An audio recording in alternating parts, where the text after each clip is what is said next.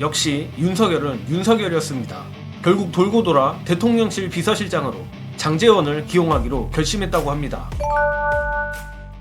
뉴스원 단독입니다. 윤두창이가 친윤 핵심이었던 장제원에게 대통령 비서실장직을 제안한 것으로 확인됐다고 합니다. 17일 여권에 따르면 대통령실 인사가 장제원을 직접 만나 설득 작업을 벌였다고 하는데, 일단 명분상으론 이번 인적 쇄신의 핵심 요직인 비서실장에 윤석열의 국정 철학을 가장 잘 이해하는 장제원을 임명해 총선 패배를 수습한다는 계획이라고 합니다.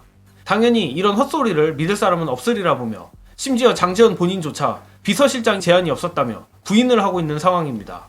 아주 꿀잼도 이런 꿀잼이 없습니다. 한쪽에선 장제원을 직접 만났다고 하고 장제원 본인은 모르는 일이라 하고 있는데, 정말 만으로 2년도 안 된 정권이 인력난을 겪는 건 살다 처음 봤습니다.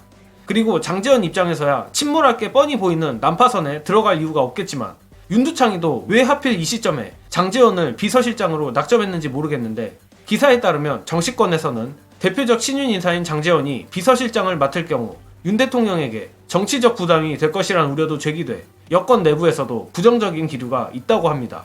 물론 이는 상식적으로 생각할 때나 들어맞는 이야기지 윤두창 정권을 상식으로 이해하려 하면 안 됩니다. 현재 총리는 물론이거니와 비서실장 물망에 오른 인물들이 하나같이 전부 기겁하며 거절하는 상황인데, 이쯤 되면 슬슬 캐비넷을 동원해야 되지 않겠습니까? 결론부터 말하자면 장제원 비서실장 건은 듣도 보도 못한 캐비넷 구인이라고 보이는데, 이미 잊은 분들도 계시겠지만 이번 총선 장제원의 불출마는 미스테리 그 자체였습니다. 작년 말에만 해도 알량한 정치 인생 연장하면서 서울 가지 않겠다며 험지 출마 압박에 끝까지 개기고, 그 유명한 고속버스 92대를 동원해 두창이를 압박했던 게 장제원입니다. 그러다가 돌연 쪼개기 후원 의혹 뉴스가 터지며 뜬금없이 불출마를 선언했었는데, 이조차도 제 개인적 생각에는 사학재벌 집안을 둔 장제원 특성상 빙산의 일각이 아닐까 합니다.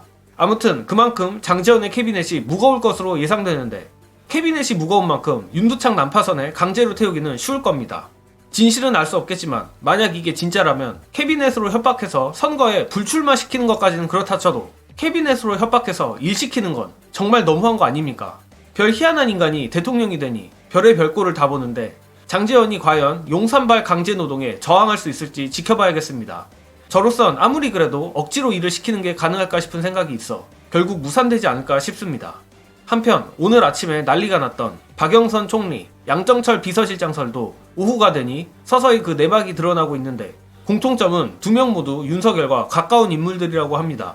즉 누구 머리에서 나온 건지는 몰라도 나름대로 구색을 맞춰서 낸 아이디어란 건데, 여기서 상당히 재밌는 인물이 튀어나옵니다. 관련한 영상 보시고 이어가겠습니다. 박박남매라고 들어보셨죠? 법사위 박박남매. 박지원이잖아요. 박지원, 박영선 두 사람이 법사위 오래 했습니다. 그때부터 윤석열을 알고 있었다라고 봐야 되겠죠, 그죠? 자, 그러면 우리 과거에 박근혜 탄핵으로 돌아가 볼게요. 네. 그 당시에 박영수 특검 누가 추천했습니까? 박지원 당에서 의원. 추천했죠. 네. 법사위 하면서부터 박영수 라인이 갖고 있는 이 특수부팀들을 알고 있었던 거예요. 그럼 박박남매인데 박영선 전 의원은 몰랐을 거예요. 다 관계 있던 분이죠. 알고 있었던들 2년간 이걸 봤는데 그거 가서 그걸 안다고요? 알 수 없지. 알 수 없는 거네요. 박영선 장관은 어떤 느낌을 받냐면 이런 네. 일이 있었어요. 지난 박영선이 서울시장 보궐선거에 출마를 했잖아. 그때 이제 이재명 대표가 경기도 지사할 때인데 인기가 굉장히 좋을 때예요. 네. 국회에서 일부러 부딪히는 척 해가지고 아하. 둘이 길에서 인터뷰하고 이런 장면까지도 연출을 했습니다.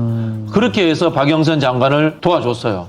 도와줬는데 대선과 그 다음에 끝나고 난 뒤에 이재명 대표한테 했던 이 사람의 언행을 한번 보세요. 정말 뒤통수 칩니다. 그 권력을 본인이 좋은 자리 가기 위해서 언제든지 바뀔 수 있는 분이다. 그런 생각이 드는 거죠. 물론 박영선, 양정철이 윤석열과 가깝든 안 가깝든 그들도 머리란 게 있기에 난파선에 굳이 들어갈 거라 보지는 않습니다. 또한 박지원 할배가 민주진보를 팔아먹을 인물이라고는 생각하지 않지만, 정치 구단이란 별명은 좋은 의미만 있는 것도 아닌 게 사실입니다. 이들이 뜬금없이 윤두창에게 부역할 것을 걱정하지는 않지만, 다만 앞으로 벌어질 전쟁통 중간에서 이것저것 회방 아닌 회방이 되는 건 아닌지 거기에 대한 걱정은 있습니다.